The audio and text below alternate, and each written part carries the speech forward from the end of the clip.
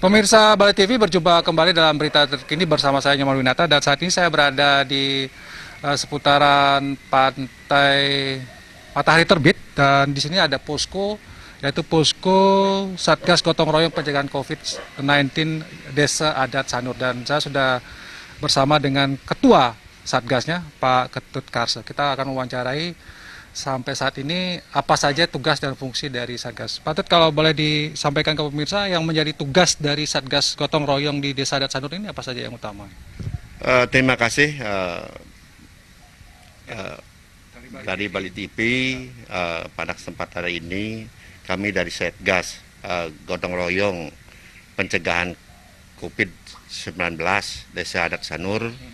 Jadi dalam hal ini tugas-tugas yang kami lakukan atau kami laksanakan adalah melaksanakan edukasi, sosialisasi, pencegahan, pembinaan, pengawasan terkait dengan COVID-19, termasuk mengarahkan pada kerama desa adat untuk tidak melakukan kunjungan tempat-tempat ramai dan mengurangi kegiatan yang melibatkan banyak orang.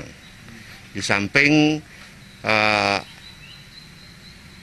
mendata kerama desa adat dan kerama tamu yang terkait dengan mereka yang dikategorikan pada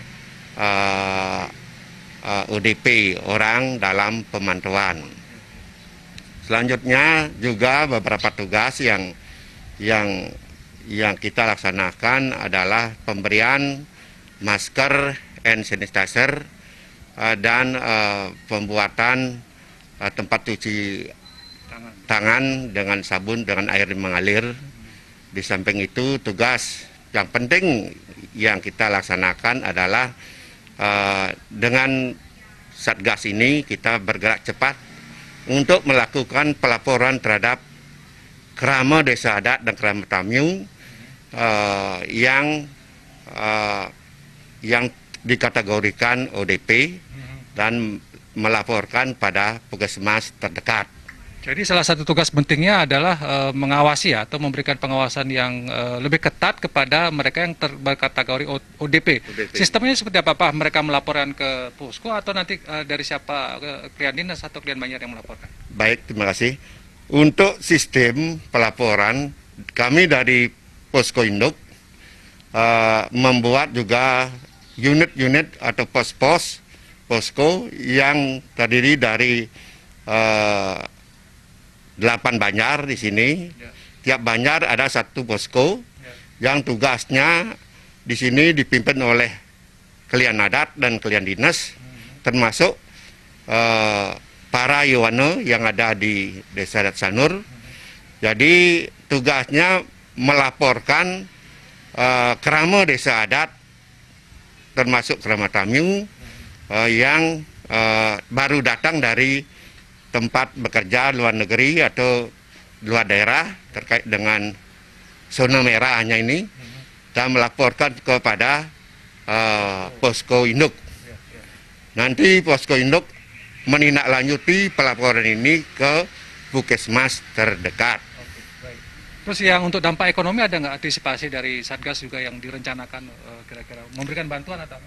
Baik, untuk dampak ekonomi kami dari Satgas Gotong Royong Pencegahan COVID-19, kami juga mengadakan apa istilahnya pemberian santunan kepada mereka atau kerama desa adat ya, yang terutama yang UDP ya, UDP dan PDP, dan termasuk mereka yang kena positif ya, positif.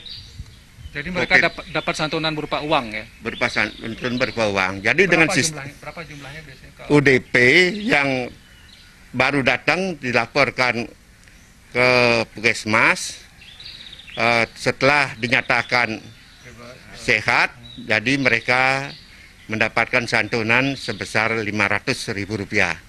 Sedangkan untuk PDP, jadi mereka diberikan santunan sebesar 1 juta. dan positif UDP positif COVID-nya ini diberikan santunan 5 juta. Oke, baik. Ya, bantuan-bantuan juga kepada masyarakat yang terdampak kalau misalnya juga ada ya. Paramedis juga dapat. Dan para medis juga kita alokasikan itu ya. Untuk dokter, ya juga, ya. kita alokasikan 5 juta Baik, baik. dan untuk perawat Ada juga. 2 juta. Ya. Baik. Baik. Terima kasih. Saya kira sembakonya juga ada ya nanti. Sembako kita juga Mengalokasikan mengalokasikan anggaran. Jadi mungkin dari hasil paruman kemarin kita akan mengalokasikan sembako kepada seluruh krama desa adat di desa adat Sanur sebesar Rp300.000 berupa sembako. Sembako. Ya. Oke. Baik, terima kasih atas waktunya. Ini Satgas dan juga ada wakil Ketua Satgas Bapak Edi Bagus Sarwata, dan demikian yang apa yang sudah dilakukan oleh Satgas Gotong Royong ini memang dibentuk hampir di seluruh desa adat, dan saya kira memang mempunyai tugas fungsi yang hampir mirip sama, dan mungkin di kelebihan di desa adat Sanur ada santunan-santunan yang diberikan dari desa adat kepada yang ODP, PDP, kemudian positif, dan juga tenaga medis dan juga kerama mungkin yang terdampak nantinya. Tentu ini hal yang positif yang bisa memberikan kita semangat bahwa semoga COVID-19 ini segera berlalu, badai ini segera berlalu. Demikian laporan saya dari Pantai Matahari Terbit. Saya kembali ke studio dan sampai jumpa di berita terkini berikutnya.